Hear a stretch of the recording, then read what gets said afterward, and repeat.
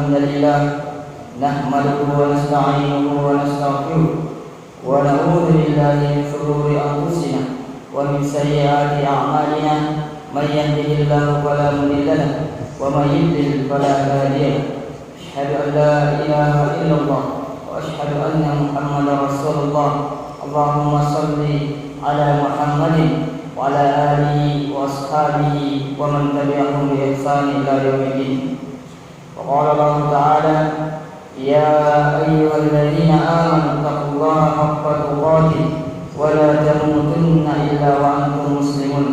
وقال أيضا يا أيها الناس اتقوا ربكم الذي خلقكم من نفس واحدة وخلق منها زوجها وبث منهما رجالا كثيرا ونساء واتقوا الله الذي تساءلون به والأرحام إن الله كان عليكم رقيبا.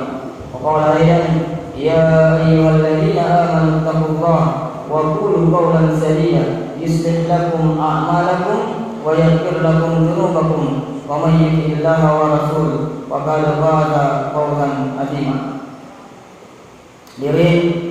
Hadirat sidang jamaah salat Jumat yang insyaallah dirahmati oleh Allah Subhanahu wa taala.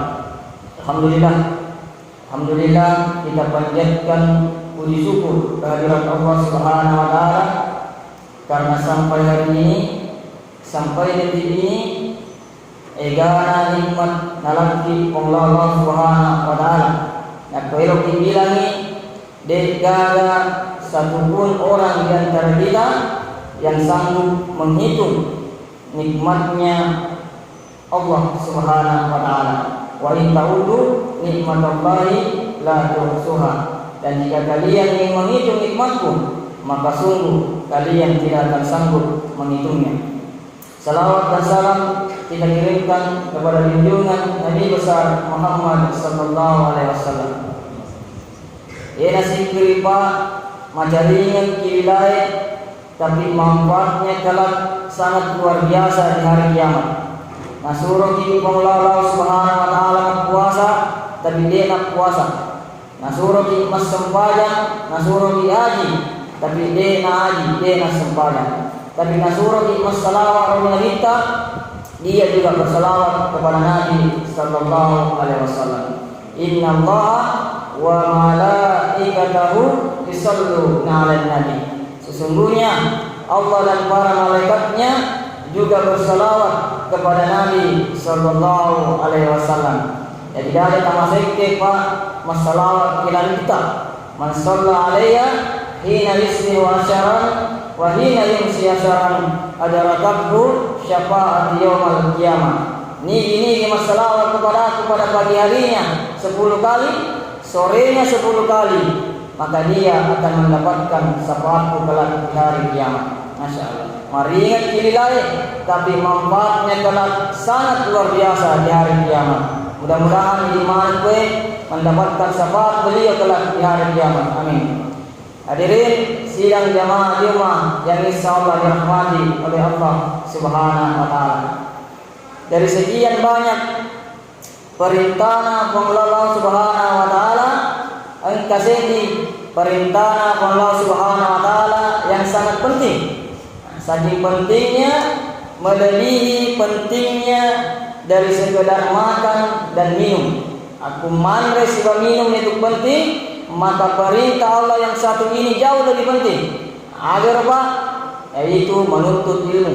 Maka dia kita talabul ilmu fardhatun ala kulli muslimin. Menuntut ilmu itu penting bagi setiap kaum muslimin. Saking pentingnya, melebihi pentingnya dari sekedar makan dan minum. Walaupun contoh, Nabi Sulaiman ketika beliau disuruh memilih antara harta, kekuasaan, wanita dan ilmu, lebih pilih ilmu. Karena dengan ilmu dia mampu mendapatkan harta, dia mampu mendapatkan kekuasaan, dan dengan ilmu dia mampu mendapatkan istri yang cantik. Man arada dunya fa alaihi bil ilmi wa man arada al akhirah fa alaihi bil ilmi wa man aradahuma fa alaihi bil ilmi. Jika kalian menginginkan dunia, maka raihlah dengan ilmu. Jika kalian menginginkan akhirat, maka raihlah dengan ilmu. Dan jika kalian menginginkan keduanya, maka raihlah dengan ilmu. Itu kagak Pak Bu, tahu jadi langsung macam. Tidak ada itu Pak, orang lahir langsung pintar. Perlu sabar, perlu perjalanan jauh, perlunya ia menuntut ilmu. Beda tuh tahu ilmu guru, si bawa tahu dia ilmu guru. Nah, saking pentingnya itu ilmu Pak. Ye Pak tuh napa aja cuma guru mati ki. Utlubul ilmu minal mahdi ilal lahdi. Tuntutlah ilmu dari buayan sampai ke liang lahat. Diri sidang jamaah Jumat yang insyaallah dirahmati oleh Allah Subhanahu wa taala. Tegairo Pak, manfaatnya menuntut ilmu. Yang kelima lo sampaikan. Yang pertama, yarfa'illahu alladziina aamanu minkum walladziina utul ilma darajat. Allah akan mengangkat derajat orang-orang yang berilmu beberapa derajat di antara kalian. Nah, barakat itu Allah Subhanahu wa taala dari beberapa umat Islam lainnya. Walau kasih contoh Pak, Abu Sufyan murid dari Abu Khalifah. Suatu ketika dia diundang makan malam oleh raja-raja Arab. Itu kebiasaan atau Arab Pak selalu mengundang orang yang memiliki kelebihan atau prestasi sebagai penghargaan kepada orang tersebut. Diundangnya Abu Sufyan, disiapkan makanan terbaik, disiapkan kurma terbaik, gandum terbaik, kacang terbaik. Teri Abu Sufyan, makutana ni guruna, wahai Abu Sufyan, mari mu teri. Tadi Abu Sufyan, wahai Amirul Mukminin, dulu engkau pernah mengatakan kepada saya, ketika saya serius dalam menuntut ilmu, maka saya akan disandingkan dengan para raja-raja. Alhamdulillah, hari ini saya disandingkan dengan para raja-raja. Berkat apa? Berkat ilmunya Pak. Karena kemuliaan itu hanya ada pada ilmu. Walau kasih contoh, iya Pak, rendah pangkatku. Tapi alhamdulillah, elokan maguru, makulit cenen apa? Datu nak dipandang, datu nak sitra. Bahkan kami dijamu dengan hal-hal yang terbaik. Itu karena apa? Karena ilmu yang kami peroleh. Jadi jangan pernah bosan untuk menuntut ilmu. Karena suatu saat nanti, waktu kita yang terbuang untuk menuntut ilmu, pasti akan mengangkat derajat kita. Itu yang pertama. Kemudian yang kedua, ilmu adalah harta yang sangat berharga. Wa qul rabbi zidni ilma. Namun ternyata kita Pak, terkadang kita salah dalam memahami harta yang sangat berharga. Nah, itu kita Pak terlalu memprioritaskan khususnya buat anak kita. Harta itu seakan-akan seperti HP, motor, mobil dan lain sebagainya. Kita sudah lupa bahwa harta yang terbaik khususnya buat anak kita itu adalah ilmu, khususnya ilmu agama. Alhamdulillah Pak, iya anakku Pak, iya beneku Pak, apa anak kelas 5 SD, apalanya sudah masuk 3 juz. Aku padanya anakku Pak, nah lebih baik saya membuat engkau menangis di waktu kecil dengan belajar ilmu agama daripada engkau yang membuat saya menangis ketika engkau tumbuh dewasa tanpa dibekali ilmu agama. Pak Koling, nah lebih relevan terlibat tunggu itu dengan makmur ilmu agama daripada ikut paterika kumalopoko tanpa dibekali ilmu agama. Dari makmur Pak, betapa banyak orang tua dari nikah anak-anak tua tumbuh dewasa tanpa dibekali ilmu agama. Sabu-sabu nih, di motor, mewah itu matuanlah. Bahkan lebih hebat lagi makhluk kue Pak, sudah ada anak yang berani membunuh kedua orang tuanya. Nikah salah Pak, tentu tak lain dan tak bukan kita orang tua yang salah, yang terlalu memprioritaskan harta dan kemewahan yang lainnya untuk anak kita. Kita sudah lupa bahwa harta yang terbaik khususnya untuk anak kita adalah ilmu, khususnya ilmu agama. Olehnya itu Pak Bu, olehnya itu mari sebelum terlambat, mari kita dekatkan anak kita. Kumarli Pak, pertama sekolah yang mampu menjadikan anak kita habis Quran. Karena itu bakal kita satu-satunya Pak. Karena cuma anak hafiz Quran yang mampu menyelamatkan kedua orang tuanya dari siksa api neraka. Kullun nasi yafirruna min ba'dihim yawmal qiyamah illa hadithul Quran yabahasu an walidihi liyalbasuhu ma tadil waqar. Semua orang nanti di hari kiamat akan saling menjauhi. Anak akan berlari menjauhi orang tuanya, orang tua akan berlari menjauhi anaknya. Illa hadithul Quran, kecuali penghafal Al-Quran. Ada Nabi Pak, yabahasu an walidihi, dia akan mencari kedua orang tuanya, liyalbasuhu ma tadil waqar, dan akan memakaikan tadil waqar, mahkota kewibawaan di hadapan seluruh umat manusia dan disaksikan oleh Allah Subhanahu wa taala. Coba Pak, bayangkan kelak di hari kiamat nanti, ketika nanti kita sudah divonis masuk ke dalam neraka karena dosa-dosa kita, saking egana dosa Pak, ibattama ilalan neraka, dan kita tahu semua nanti penghuni neraka akan menyesal. Maksud sekali mana itu matu tahu ilalan neraka. Semua ingin kembali ke dunia. Walau tara'i uqimu 'alan nar wa qalu ya laitana nuraddu wala nukadziba bi ayati rabbina wa nakuna minal mu'minin. Ketika wajah-wajah orang yang dimasukkan ke dalam neraka diperlihatkan kepada neraka, maka mereka akan berkata, ya Allah, kembalikan kami ke dunia dan kami tidak akan lagi mengingkari ayat-ayatmu dan kami akan tergolong orang yang beriman. Namun apa boleh buat? Terlanjur sudah, tidak ada lagi peluang, sudah terlanjur kita masuk ke dalam neraka. Tapi tiba-tiba datang anak tak hafiz Quran, penghafal Al-Quran, yang selamat kita. Kira-kira bagaimana perasaan di dunia saja? Punatika polisi dan tentang itu tersangka tiba-tiba kembali pesaki. Kira-kira bagaimana perasaan? Bagaimana nanti di akhirat ketika tak ada lagi pertolongan, tiba-tiba datang anak tak dengan bangganya. Napa Pak, napa suki polisi sana di mereka. Oleh ini Pak, mari dekatkan anak kita, dekatkan diri kita, senantiasa selalu membaca Al-Quran. Iqra'ul Quran fa innahu yatil yaumil qiyamah safiyan lisabi. Yaitu baca Quran Pak, bukan cuma pahalanya kita kejar. Yaitu baca Quran ketika kita selalu membacanya dan kita cinta dengan Al-Quran. Istorimun rimatu Pak, nasab pagi matu. Yaitu matu Quran nasab pagi sebagai apa? Sebagai syafian lisabi, sebagai syafaat kepada pembacanya. Itu yang kedua. Kemudian yang ketiga, manfaat ilmu yang ketiga, hanya orang yang berilmu yang takut sama Tuhan. Innama yakhshallaha min ibadihi ulama. Karena orang yang berilmu lah yang takut sama Tuhannya. Ini kalau berilmu Pak, siapa orang yang berilmu menurut Al-Quran? Apakah S1, S2, S3, postdoktoral? Nah, tania Pak, tania. Namun S1, S2, S3, postdoktoral, tapi ketika dia tidak takut sama Tuhannya, maka sesungguhnya dia bukanlah orang yang berilmu. Karena puncak dari orang yang berilmu adalah subhanaka faqina adzabannar. Karena mereka takut akan dosa, akan siksa dari Allah Subhanahu wa taala. Itu yang ketiga. Kemudian yang keempat, manfaat ilmu yang keempat, may yuridillahu bihi khairan yufaqihu fid-din.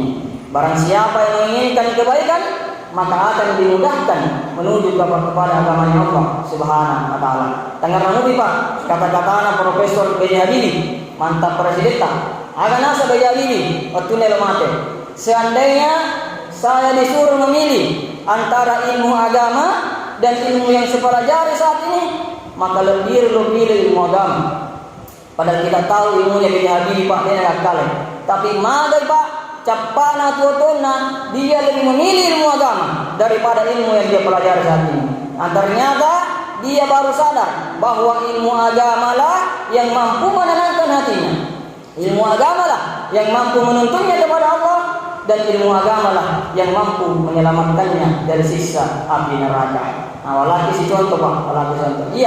Iya Pak, kalau teman tadi yang namanya kebaikan. Iya Pak, tanya kalau lulusan pesantren. Tapi elok sama guru.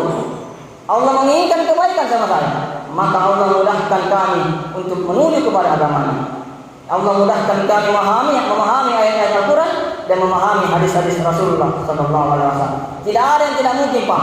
Tidak ada yang tidak mungkin ketika kita ingin belajar, ketika kita ingin menuju kepada kebaikan, maka yakin dan percaya Allah akan mudahkan kita menuju kepada agamanya. Itu yang keempat.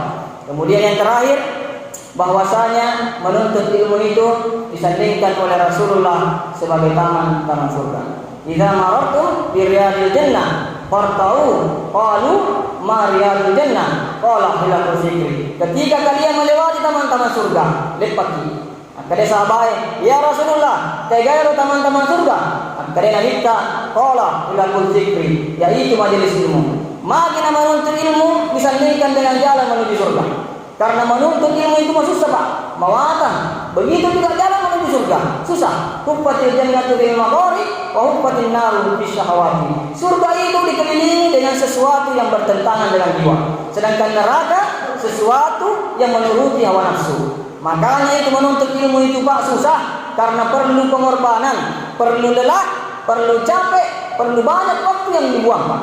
Tapi insya Allah pada loti mai bandingkan alika, bandingkan diri kita dengan sahabat-sahabat Rasulullah, Ali bin Abi Thalib, Salamah bin Dinar, Abdurrahman bin Auf, Imam Mawi, Imam Nawawi, Imam Syafi'i dan lain sebagainya.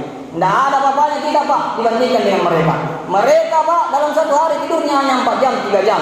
Hari-harinya nama capu hanya untuk menuntut ilmu. Tapi ketika kita bandingkan diri kita dengan mereka, maka kita akan merasa yakin itu Pak, bahwa lelah kita hari ini, capek kita hari ini, ngantuk kita hari ini, waktu kita yang terbuang hari ini, pasti akan dibalas dengan surganya Allah Subhanahu wa taala. Sidang jamaah Jumat yang insyaallah dirahmati oleh Allah Subhanahu wa taala. Ingat Pak, hidup ini singkat. Atuh-atuhnya singkat Pak. Tidak lama itu Pak, namun marah galak Pak.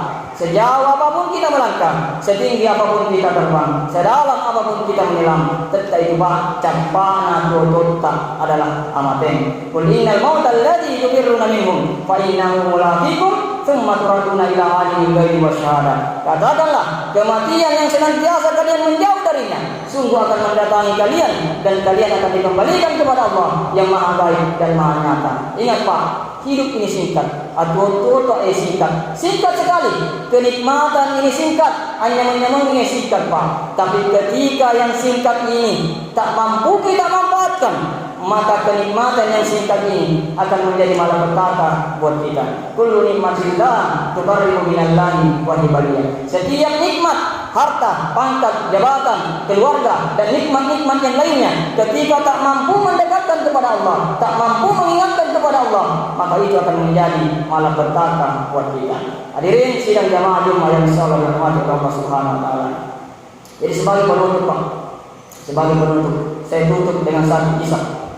Ada 2 orang bersahabat, satunya penuntut ilmu, satunya super sibuk dengan pekerjaan, sibuk lemak galung, sibuk lemak darah, sibuk dengan keluarga dan lain sebagainya.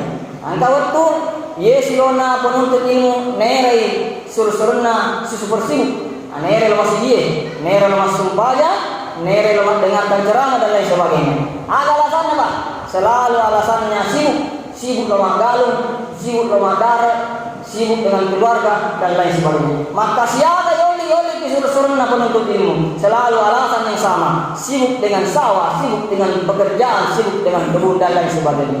Suatu hari jokke Pak, jokke si bawa lalu lona kuburue, lepang lona kuburue. Makutana ni sahabatnya si penuntut ilmu. Wahai sahabatku, coba kau lihat itu kuburan. Ita rota mate. Kira-kira orang yang meninggal itu ya rota mate, apakah selesai juga urusannya atau tidak? Yuli Allah Subhanahu wa taala.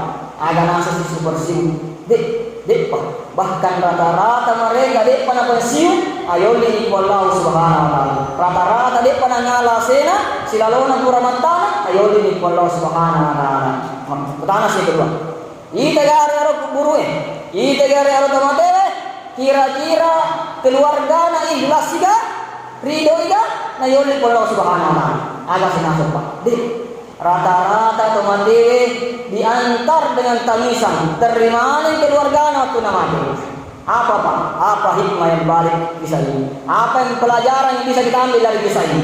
Bahwasanya Pak, kematian tidak akan pernah menunggu kapan kita tobat. Kematian tidak akan pernah menunggu kapan kita hijrah.